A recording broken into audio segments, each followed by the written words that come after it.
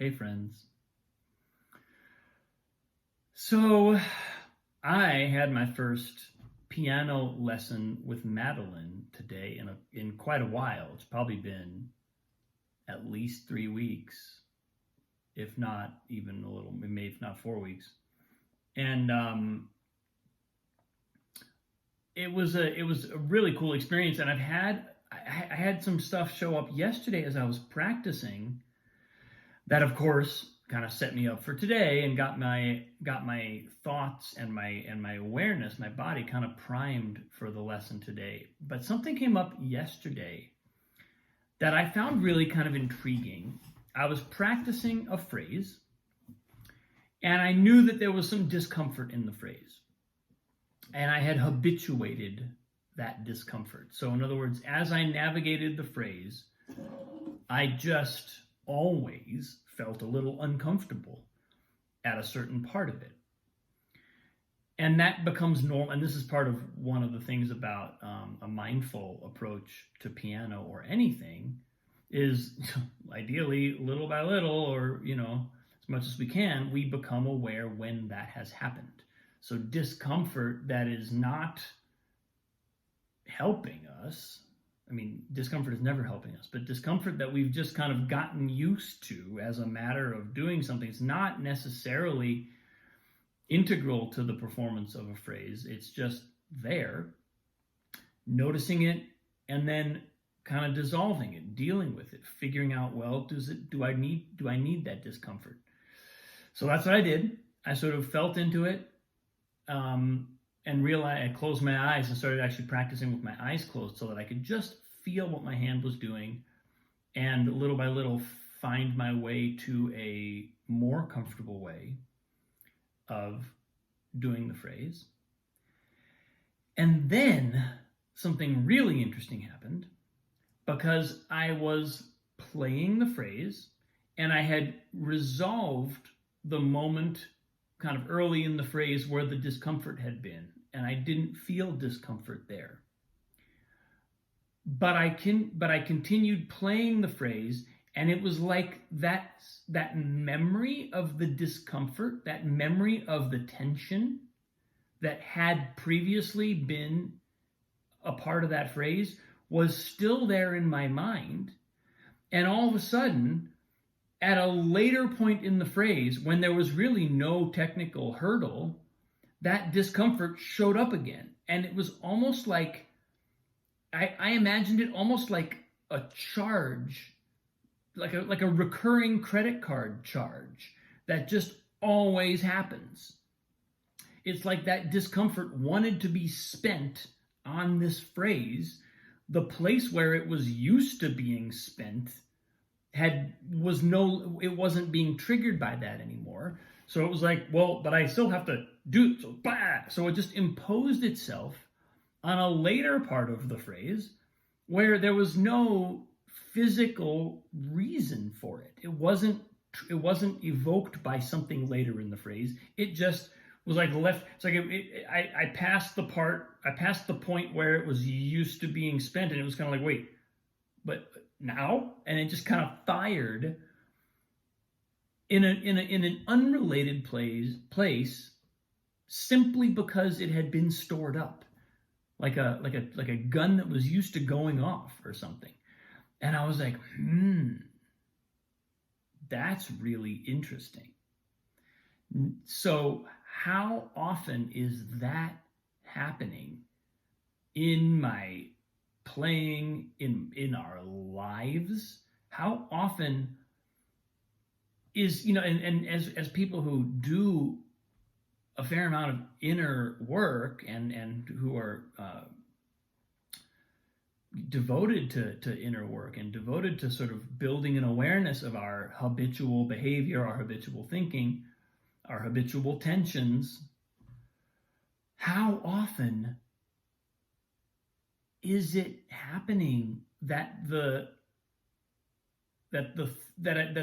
it's like the leading mechanism is the part of us that thinks it needs to feel tense or be uncomfortable or be somehow out of sorts.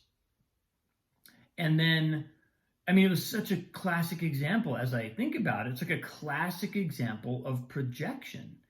You know, I've talked many times more kind of in the context of life about how we go through life. We have certain programming, emotional, physiological, psychological programming in our bodies and probably in our minds and psyches, you know, even on a very subtle level.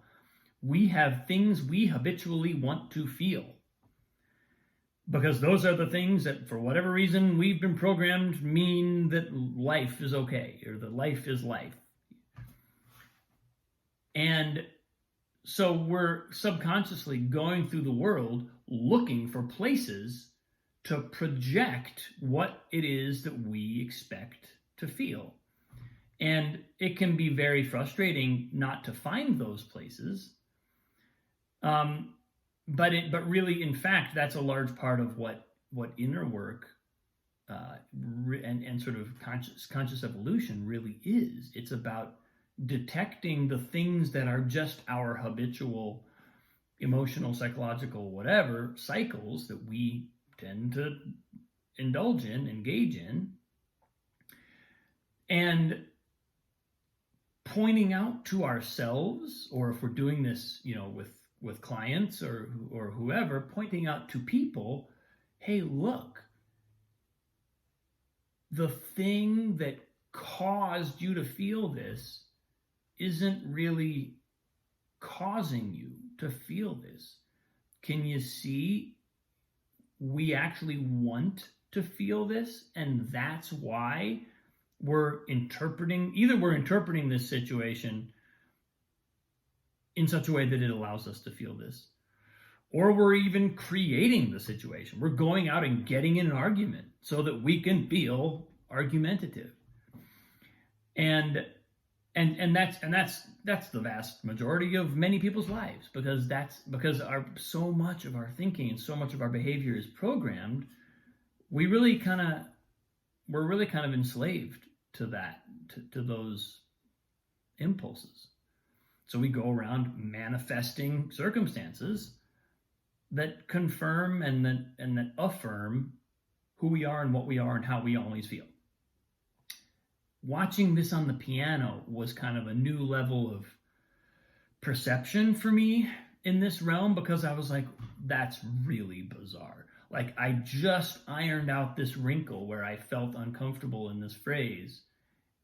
And because it kind of happened right all in, you know, on piano, things happen in a kind of in a container and in a it's a more manageable space than life. Piano, as vastly complicated as it is way less complicated than life.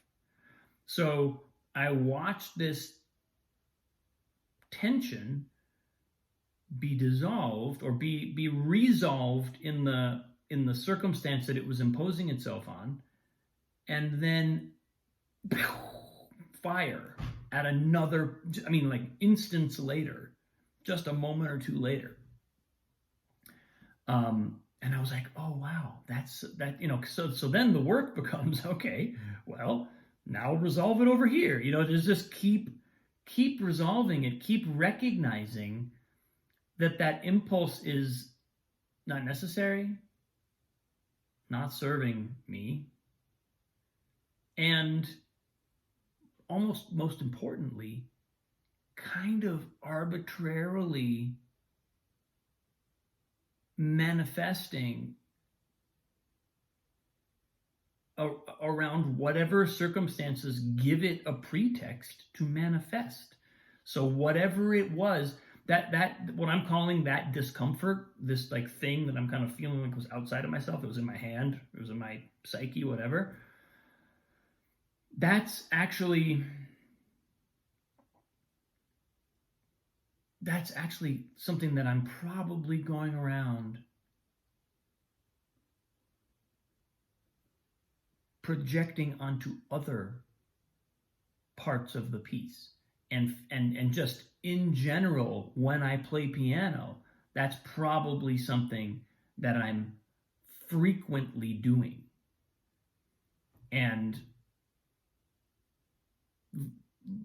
very likely what I perceive as the limitations to my own performance, to my own technical capacities, very likely those limitations are created by this kind of constant projection of tension and discomfort and awkwardness all over the repertoire that I'm working on.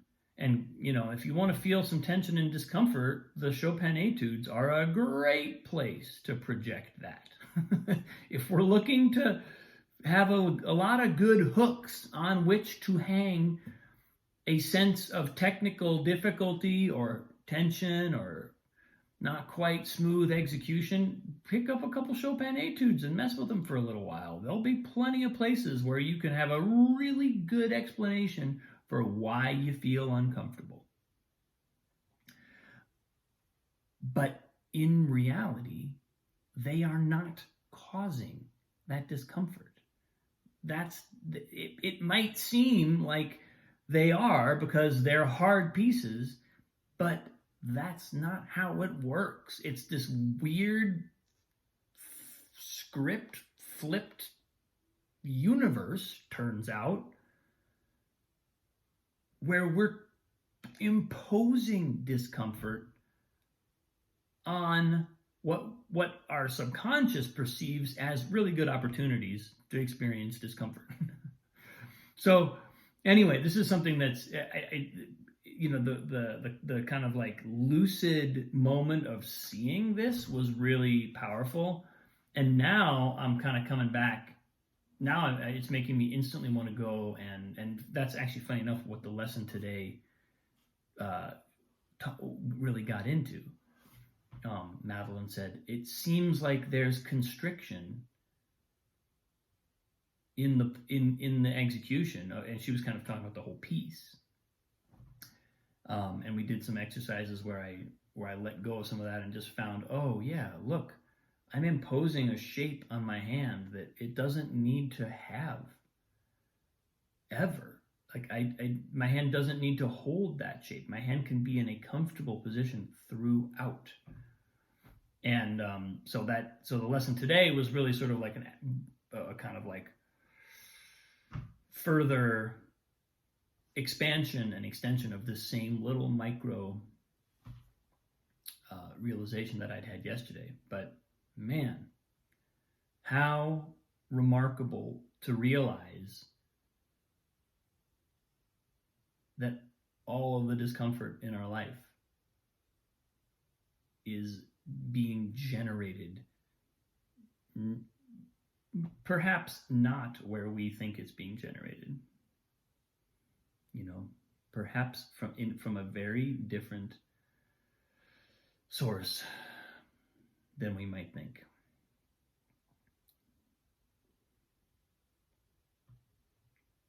It's something. And what does that say? What that means is we are imposing our limitations on ourselves. We don't know we're doing it, and we may need help in order to stop, in order to become aware enough to stop. But our limitations are not a real thing. We are making them. We are literally deciding, we've decided subconsciously where they are, where they belong, and we're putting them there over and over and over again. So much so that to our normal awareness, it just seems like that's reality. It's a real thing. We've projected something onto that surface so many times that it's like cut grooves into the universe, and we just think that's a real limitation now. But it's not. Whew. It's a lot. Anyway. Thanks for watching, folks. Appreciate you. I love this conversation. All the love in the world. I'll see you tomorrow.